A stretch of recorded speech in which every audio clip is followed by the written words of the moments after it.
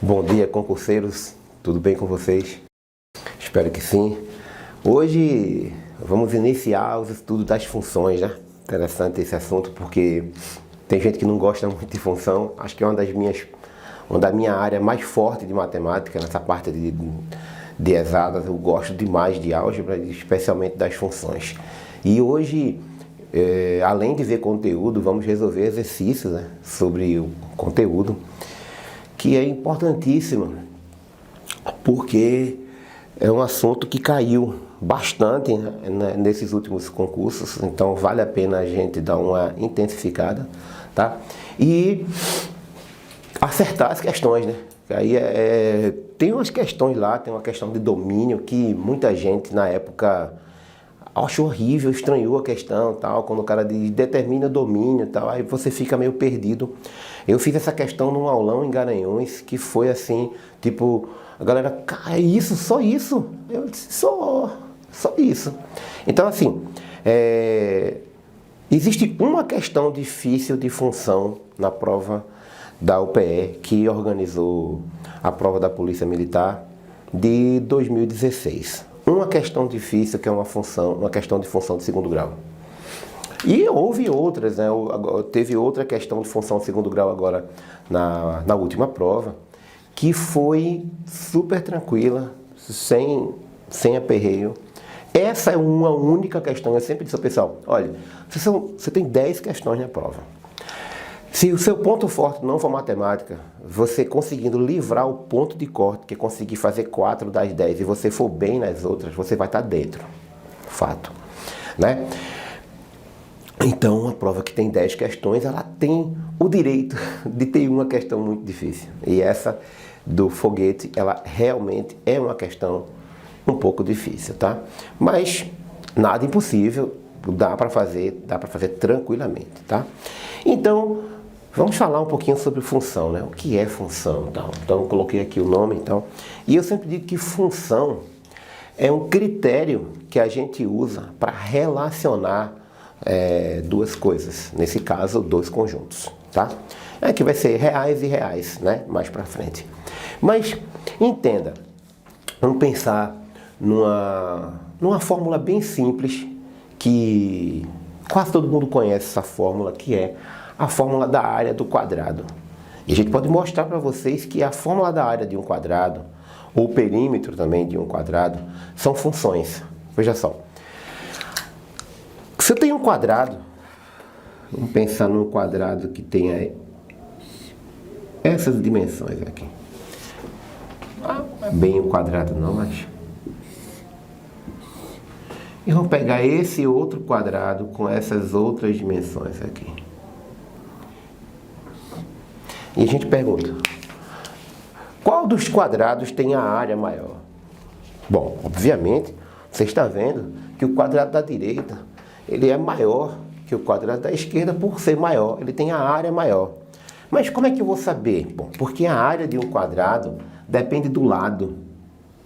Vamos colocar aqui L1, L1, L2, L2. E a área de um quadrado, ela depende do lado. Então a gente diz que a gente faz a área de um quadrado em função do lado. Então, qual é a fórmula da área do quadrado? Aí, ó, representa aqui AQ, área do quadrado, igual a L ao quadrado. Agora aqui não está como função, mas veja só. Eu vou expressar a área do quadrado como uma função que depende do lado. Então, a gente lê f de L igual a L ao quadrado. E esse L ao quadrado aqui é o que a gente chama de lei da formação. A gente está formando a formação. Não é aleatório, tá? Eu posso criar funções de maneira aleatória, tá? Mas essa aqui, ela exemplifica, ela mostra a área de um quadrado, que é uma função do lado. Assim como o perímetro. O perímetro também é uma função. Observe que o perímetro é a soma dos lados de uma figura. Então eu tenho 1, 2, 3, 4 lados. E os 4 lados são iguais. Então o perímetro desse quadrado, que a gente representa por 2P, esse é o símbolo de perímetro, tá? É 4L. Beleza. Mas como o perímetro também é uma função, então eu posso também dizer que f de L vai ser 4L.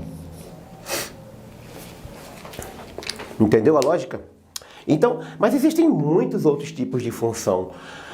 Por exemplo, quando uma pessoa trabalha numa loja ou em qualquer outro tipo de serviço que pague comissão por alguma coisa, por venda, tal, enfim. Tá? Essa pessoa, ela, geralmente é assim, tá? Eu já trabalhei com vendas, já faz um tempo já, e era dessa forma. Você tem um salário fixo, né? Mais um percentual do total de que tu venda. Então, como seria essa função? Primeiro, o salário do cara. Como é que é o salário do cara? S. Vai ser um valor fixo, que não sei quanto é que é, vou colocar um exemplo depois, mais um percentual do que você vende. Beleza. Eu posso representar isso por uma função. Eu poderia dizer que o salário do cara depende do que ele venda. Então ele vende X. Vai ser um valor fixo, vamos colocar aqui R$1.000, mais um percentual multiplicado pelo que ele venda. Então, eu quero ganhar muito, você tem que vender muito para que o percentual disso daqui seja alto. Se eu vou vender pouco, eu vou ganhar pouco. E se eu não vender nada? Beleza. Eu vou multiplicar a porcentagem por 0 e só vou ganhar o meu salário fixo. E funciona muito bem, né? Não tem como você sempre que quiser calcular o seu salário, se for baseado nesse tipo de informação aqui, ó, você vai calcular sempre. Tipo, eu quero saber, eu estou na dúvida se esse mês meu salário deu certo. Cara, tem o que fazer. Usa essa expressãozinha aqui. Obviamente tu tem que saber quanto tu vai receber, quanto tu vais, qual é a porcentagem do que tu vais vender, né? Em algumas situações as porcentagens são diferentes, né? Tipo assim, se eu trabalho numa loja de eletro, talvez a margem para vender uma geladeira seja diferente da margem para vender uma TV. Mas aí eu estou explicando de maneira geral, tá? Então, boa parte das coisas que a gente fala são funções. A gente estuda física no ensino médio, movimento uniformemente variado, são funções também, tudo são funções, tá? E hoje a gente vai ver um pouco da parte introdutória, né, que é o que a gente já está começando a ver aqui, e a gente vai ver função do primeiro grau, função do segundo grau, essas duas coisas que são vistas, entendeu? Então assim, nós iremos iniciar, mas eu quis mostrar uma ideia para que vocês tenham, né?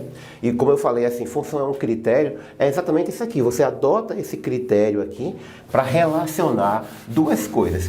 Quais são as duas coisas? É o que se vende, certo? Em função do salário do cara, tá? Perdão, o salário em função do que se vende. Então, se isso daqui aumenta, o meu salário aumenta. Se isso daqui diminui, o meu salário diminui. Beleza? Então, como a gente estava mostrando aqui a área do quadrado, eu quero tentar mostrar, através de diagrama, a ideia de função. Diagrama que é conhecido por diagrama de Venn. Deixa eu colocar aqui, porque quando você é mais novo, aí você fala, representa um conjunto, né? Aí fala, faz o conjunto das vogais, faz uma bolinha e bota. Essa bolinha tem um nome, diagrama de Venn, que foi esse cara que criou isso, tá? Então, a gente estava falando da área do quadrado, né? E a área do quadrado é uma função que tem a ver com o valor do lado do quadrado, que é igual a L ao quadrado. Se você observar, eu vou desenhar aqui um diagrama e vou desenhar outro diagrama. E eu vou relacionar esses dois conjuntos, tá? Vê, vamos colocar aqui, ó. 1, 2, 3, 4, 5. Observe que eu estou colocando esses valores aqui. No lado de cá, eu vou colocar 1, 4, 9, 16, 25. Observe que para cada valor desse conjunto aqui, que eu posso chamar aqui de conjunto A, e aqui eu chamo de conjunto B, vai ter um elemento que eu vou relacionar com esse outro conjunto através de uma lei de formação. Então, observe, quando L é 1, aí fica 1 ao quadrado, que dá 1. Quando L é 2, 2. 2 ao quadrado dá 4. Quando L é 3, 3 ao quadrado dá 9. Quando L é 4, 4 ao quadrado 16. Quando L é 5, 5 ao quadrado 25. Observe, estou relacionando esses dois conjuntos, tá certo? E esses dois conjuntos aqui estão obedecendo a essa lei. É a lei de formação, tá? A gente chama, né? A gente chama esse conjunto aqui de domínio, que também é chamado de conjunto partida. A gente chama esse outro conjunto aqui de contradomínio. E os elementos onde as setinhas tocam, a gente chama de imagem. Alguém pode inclusive estar pensando assim: ah, mas então o conjunto B seria imagem. Bom, nesse caso específico, sim. Mas isso não quer dizer que seja necessariamente sempre o contradomínio ser igual à imagem. Não. Pode ser que sim, pode ser que não, tá? Aí existem algumas regras que definem se uma relação, que isso aqui é uma relação, estou relacionando duas coisas, ela é função ou se ela não é função. Bom, primeiro vou colocar aqui agora uns 3 conjuntos assim.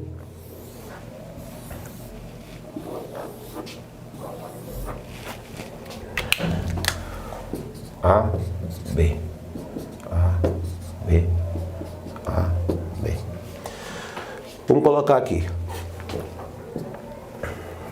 1, 2, 3, 0, 1, 4, menos 3, menos 1, 2 e 5. Não estou criando nenhuma lei aqui, só vou mostrar para vocês como é que eu identifico se é função ou se não é função.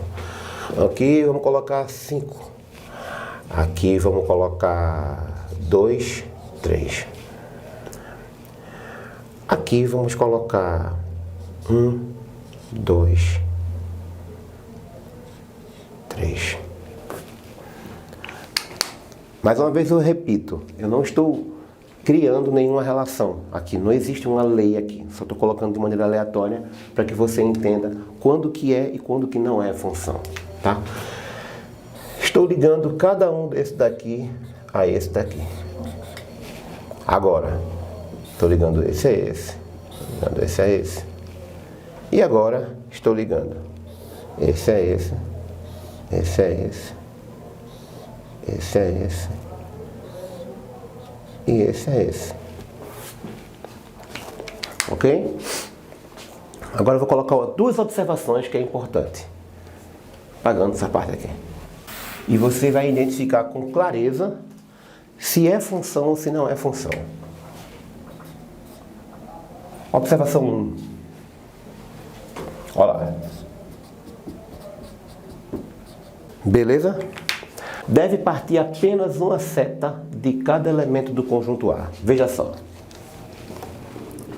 Está partindo uma setinha daqui, está partindo uma setinha daqui, está partindo uma setinha daqui. Não falei nada sobre o conjunto B. Está partindo uma setinha daqui, está partindo uma setinha daqui, não está partindo setinha daqui. Aqui está partindo uma setinha, aqui também. Aqui está partindo uma setinha e aqui também está partindo uma setinha. Isso caracteriza função e não caracteriza função. A gente vai analisar esse ponto que eu coloquei aqui e analisar esse outro ponto. Segundo, não pode sobrar elemento no domínio.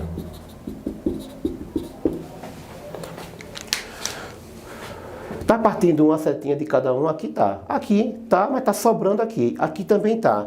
Beleza. Aí você olha para esse daqui, função, olha para esse daqui, função, olha para esse daqui, relação. Bom, por quê? Porque está sobrando elemento no domínio.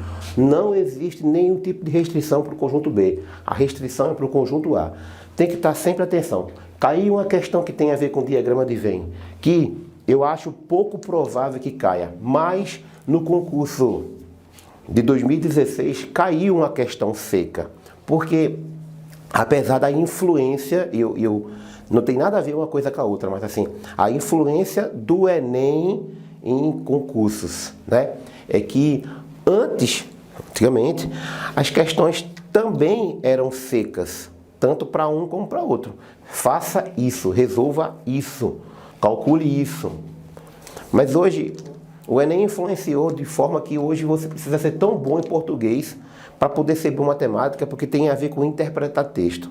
E aí, muitas questões realmente tem que interpretar. Mas a prova da UPE ainda bota a questão seca. E aí vocês vão ver um exemplo de umas questões secas, tá? Tá? E a outra forma que eu queria mostrar aqui, eu vou colocar bem aqui embaixo, tá?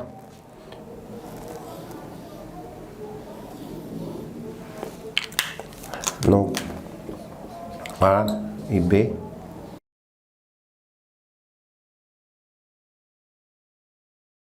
Pronto.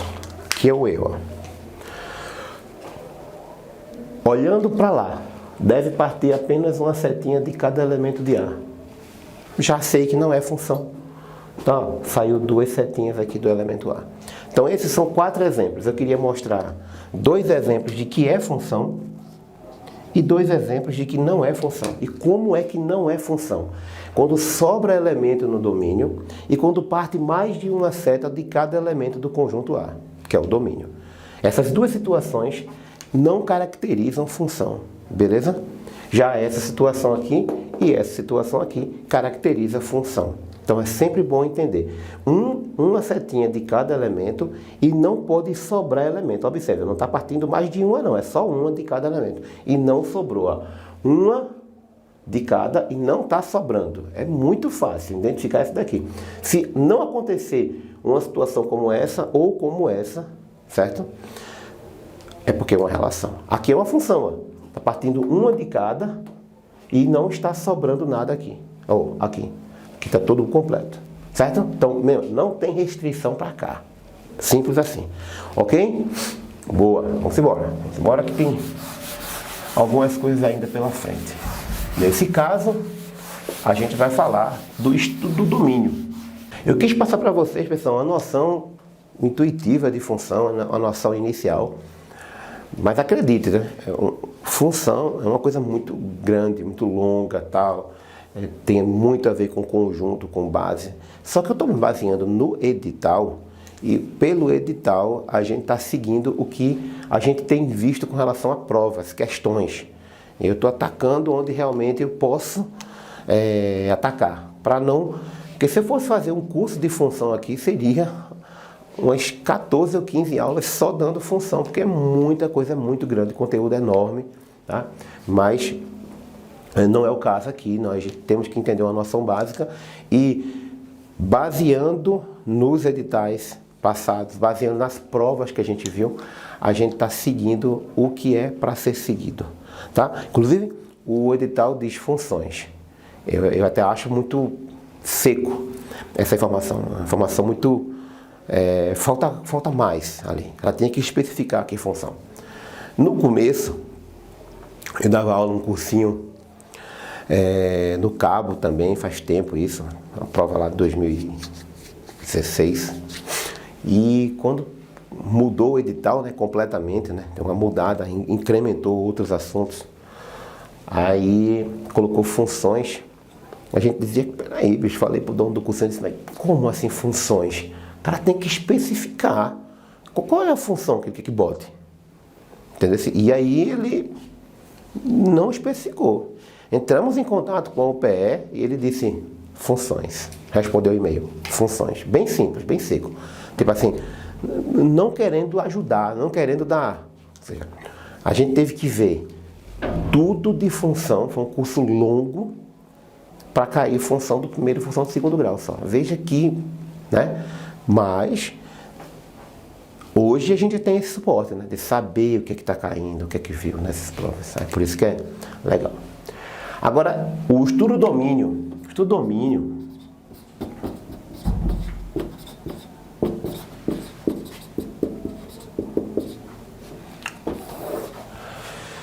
Ele é legal, mas divide opiniões. Tem algumas pessoas que estranham isso e não é difícil. Vamos entender isso daqui, tá? O estudo do domínio de uma função. Tem dois itens que eu gosto de colocar. Primeiro, não existe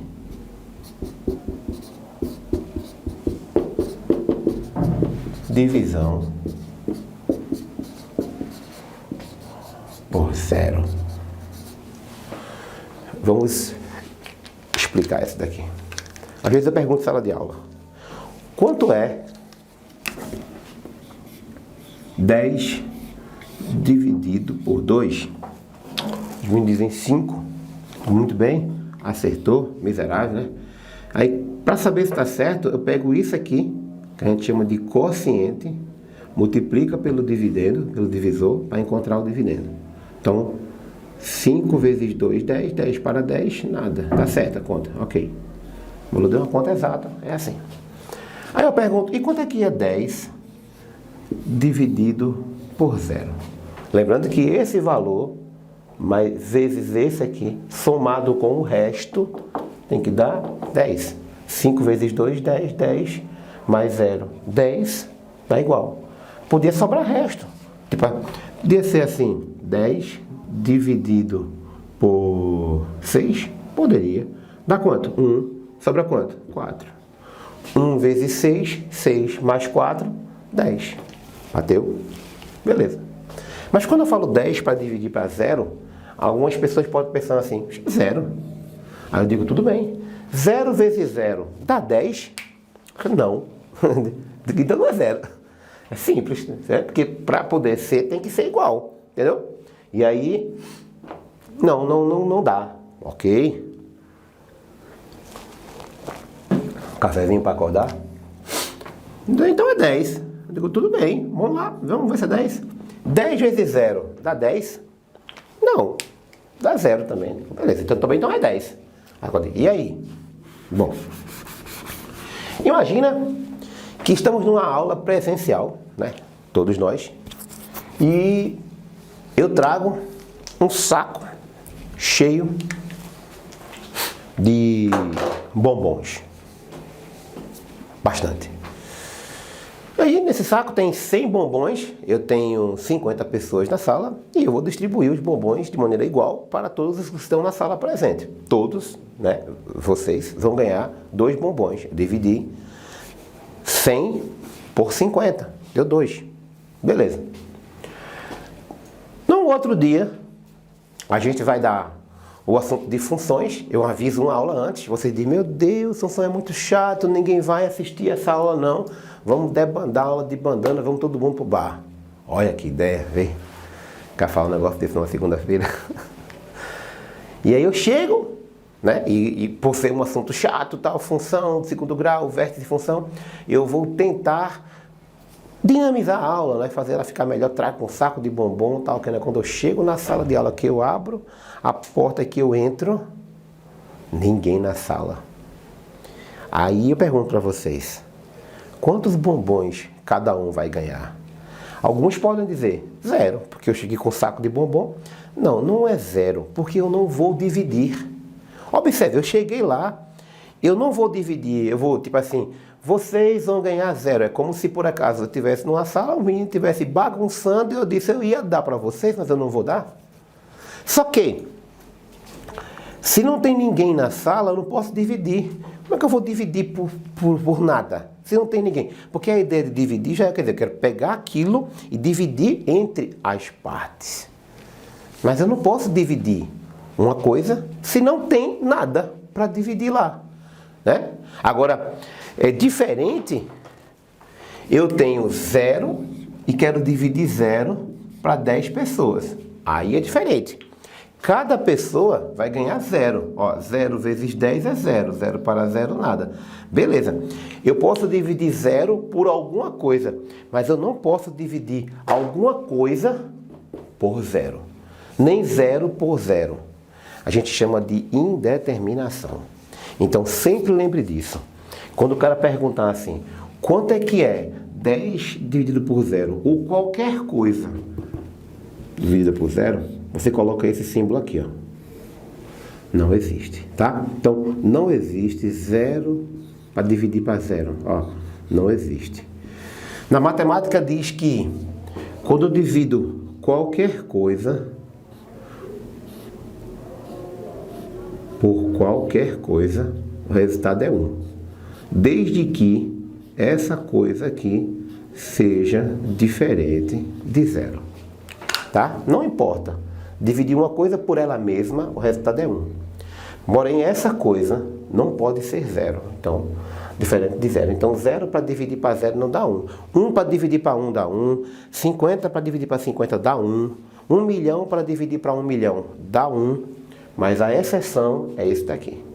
Então, coloque isso na sua cabeça. Apareceu a divisão por 0, não existe. Certo? Isso é extremamente importante. Entender que não existe divisão por 0. A partir desse ponto, a gente vai continuar. Qual é o outro ponto extremamente importante? Essa parte é muito importante também. Vê lá. Não existe raiz de índice par.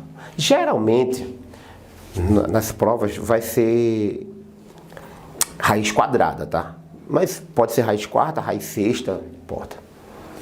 Então vamos lá. Se eu perguntar para você quanto é que é a raiz quadrada de 16, você vai dizer que é 4.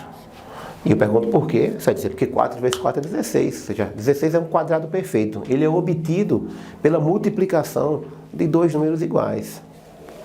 Beleza, fácil, é muito fácil, é assim que se faz, não tem muito segredo, beleza, massa. Mas se eu perguntar para você quanto é que é a raiz quadrada de menos 16, você não pode dizer que é menos 4, porque não é.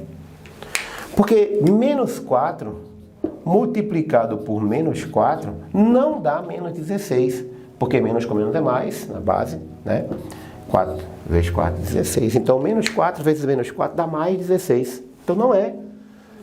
Aí você pode dizer assim, então é 4 e menos 4 os dois números. Eu digo, mas não são iguais. Não são iguais. 4 é um número, menos 4 é 8, né? Porque por conta de um sinal, o cara morre, né? Imagina, o cara está aqui a 20 graus, temperatura agradável aqui no estúdio do colégio, 19 graus no estúdio, muito bom, clima agradável, né? Todo mundo não está suado, ótimo, né? Mas, se tivesse menos 20 graus, né, menos 19 graus, eu não estaria aguentando aqui, é muito frio, né? Eu nunca enfrentei uma temperatura, a menor que eu já enfrentei na minha vida foi 0, menos 1, eu acho, quando eu viajei, imagina, menos 19, eu não ia aguentar, tem que estar com um negócio de esquimó aqui. Então, um sinal é muito importante. Então, 4 e menos 4 não são números iguais. Agora, preste atenção, perceba que a raiz cúbica de menos 8 é igual a menos 2. Você vai dizer, por que isso? Bom, porque lembra, raiz cúbica agora são 3 números. Aí menos 2 vezes menos 2 vezes menos 2. 3 números iguais que multiplicados dá menos 8. Dá? Dá. Menos com menos dá mais. Mais com menos dá menos. 2 vezes 2 é 4. 4 vezes 2 é 8. Então, assim, existe raiz de números negativos. Porém, o índice da raiz tem que ser ímpar. Raiz cúbica, raiz quinta, raiz sétima. Agora, se o índice for par, não tem raiz de números negativos. Veja só. Raiz quarta de menos 16. Bom, a raiz quarta de 16 é 2. Por quê? Porque 2 vezes 2 vezes 2 vezes 2 dá igual a 16. 2 vezes 2, 4. 4 vezes 2, 8. 8 vezes 2, 16. Mas a de menos 16, né, não é menos 2. Por quê? Porque menos 2 vezes menos 2 vezes menos 2 vezes menos 2 fica menos com menos mais 4. Menos com menos mais 4. 4 vezes 4, 16. Então entenda isso, que não existe raiz de índice par de número negativo. Tá? Não existe. Né? As questões geralmente vêm raiz quadrada. Agora vamos entender um exemplo e depois eu vou botar uma questão de prova. Veja só, quando o cara fala assim, ó, f de x igual a raiz de 4x menos 12.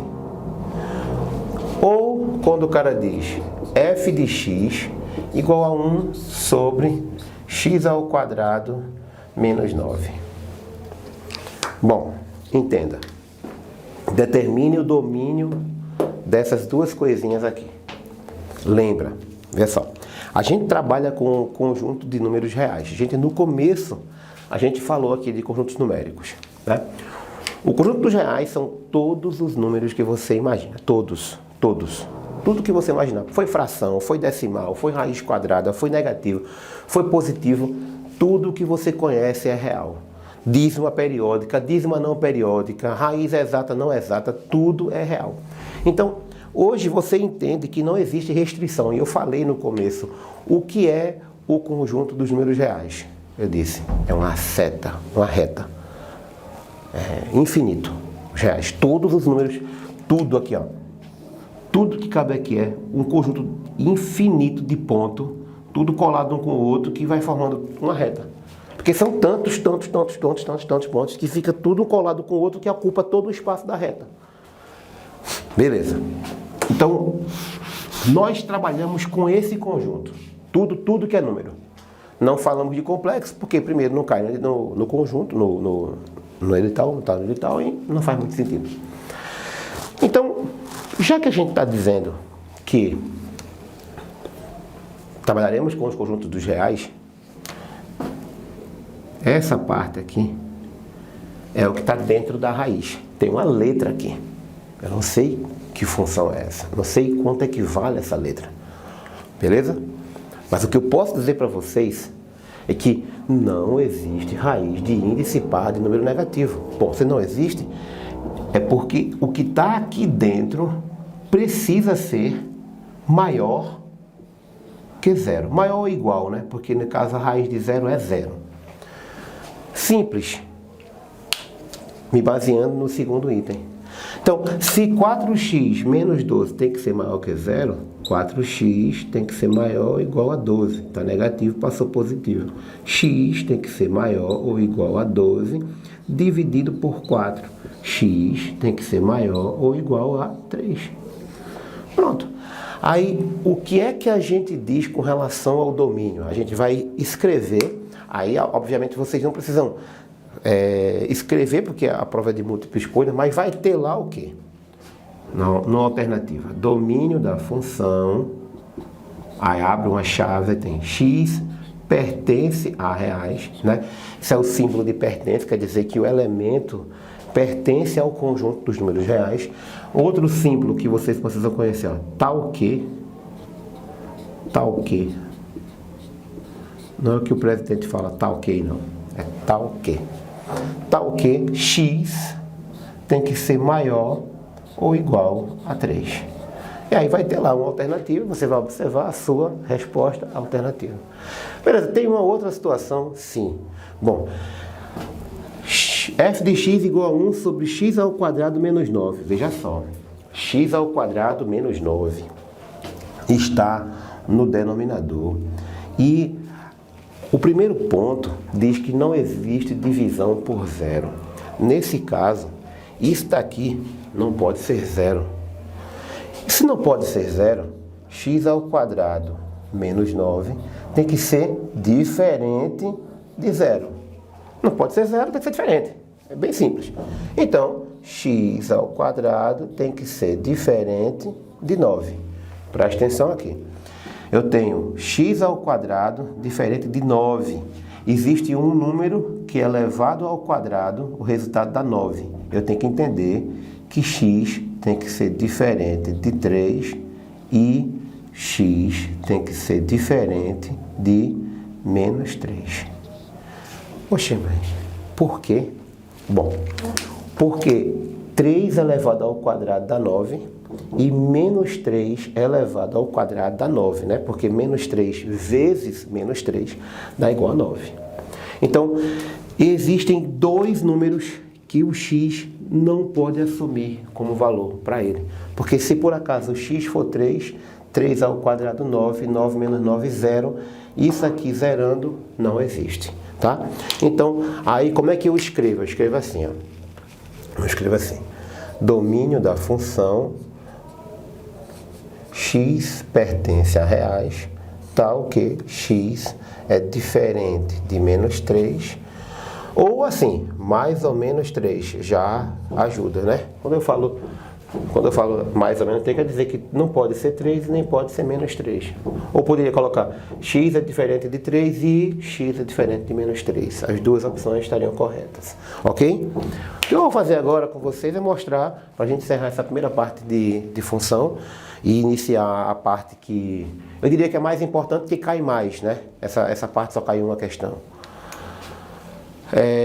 Essa questão que está aqui, se vocês estão vendo ela, aí no coisa, é uma questão do concurso 2016, tá? Aí tem lá, f de x igual a raiz de x menos 2 mais raiz de 2x menos 3. Vamos ver como é que se resolve isso daqui.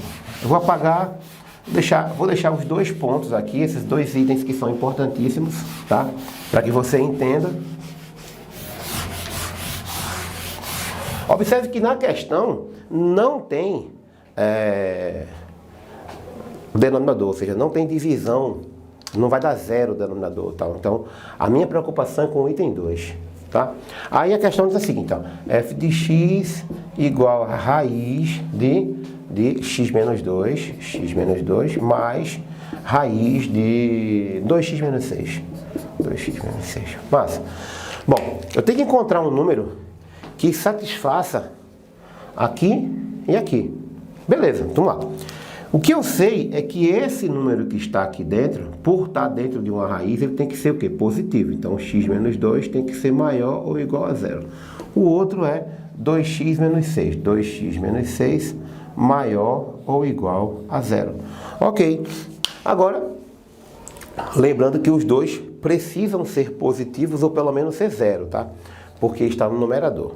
Aí, fácil demais agora aqui, ó. X maior que 2, está negativo, passou positivo. Aí aqui, ó, 2x maior ou igual a 6, x maior ou igual a 6, dividido por 2, x maior ou igual a 3. Pronto, pessoal. Tá aqui, ó. Aqui maior ou igual a 2 e aqui maior ou igual a 3. Vamos lá. Qual é o número que vai servir para os dois? Porque veja só, se eu colocar 2 aqui, 2 menos 2 dá 0, vale, pode ser, raiz de 0 é 0. Mas se eu botar 2 aqui, fica 2 vezes 2, 4, 4 menos 6 dá menos 2. E não existe a raiz de menos 2 no conjunto dos números reais, só existe nos complexos, que não está no edital. Então, não pode ser 2. Então, não pode ser 2. Mas uma coisa que satisfaz aos dois é o 3. Porque, vê só, 3 menos 2 dá quanto? 1. Raiz de 1 existe, né? E é exata, é 1. E se eu colocar 3 aqui, ó, 2 vezes 3, 6. 6 menos 6 dá 0. E raiz de 0 é exata, dá 0. Então, a resposta é x maior ou igual a 3. E você vai encontrar isso aqui na opção E. Está até marcadinha, dando o detalhe para ver que essa é a resposta. E isso aí, essa forma de representar um conjunto é bom porque aí você pega uma alternativa e já mostra para vocês uma forma de representar. Ele não fez daquela outra forma. Fez assim, ó, intervalo fechado, né, aberto para lá, fechado para cá, certo? Em 3, certo? E aberto para lá, esse símbolo aí eu acho que todo mundo conhece. O que eu mais vejo é as tatuagens por aí. Tá? Aberto em mais infinito. Então, quer dizer que, imagina aqui essa reta aqui, ó. Aqui está o número 3, Beleza. Bolinha preta, fechado. Quer dizer que para lá nada. Mas para cá, olha, todos os números que você imaginar. Todos eles, todos fazem questão. Então, isso é a mesma coisa que isso, tá? Então, esse símbolo aqui só significa intervalo fechado e esse símbolo intervalo aberto. Ele botou mais infinito porque se fosse para o lado esquerdo seria menos infinito. Mas como é de 3 em diante, né? Porque o 2 não serve, o 1 não serve. Então, de 3 em diante serve. Então, se eu botar 4 aqui, ó, 4 menos 2 dá 2. Beleza, a raiz de 2 existe. Não é exata, mas ela existe. 2 vezes 4, 8 menos 6, 2. Ó, viu como bate? Então, se eu botar 1, já não tem, porque aqui daria um número negativo. Então, para cá, infinito, poderia estar assim, está assim e poderia estar assim. X pertence a reais, tal que x maior ou igual a 3. Então, tem essas 3 opções aqui. Mas observe, pessoal, não tem cálculo demais, absurdo, não é. Eu só tenho que saber 2 coisas, isso e isso, tá? Sei disso, beleza, aplico isso. Se tiver, só vou aplicar isso aqui quando tem denominador, né? Quando a fração está no denominador. Quando tem 2x menos 1 dividido por x mais 3. Essa é a função, beleza. Não tem que me preocupar com o numerador, porque não existe raiz aqui. Tem que me preocupar com isso daqui, ó. Isso daqui não pode ser 0. Então, a questão não mostrou isso, porque não tem denominador. A questão só mostrou raiz. Então, opa, só mostrou raiz. Vamos preocupar com o item 2. Não existe raiz de índice par de número negativo. Então, se não pode ser negativo, tem que ser positivo. Beleza? Então, foi o que eu fiz aqui. Botei maior ou igual a 0, botei maior ou igual a 0, resolvi uma equaçãozinha besta, nesse casal em equação, né? E achei aqui a resposta. Muito fácil. A opção é. E com isso, a gente termina essa aula introdutória da parte de funções, né? Voltaremos com função do primeiro grau e com função do segundo grau. Valeu, pessoal. Um abraço.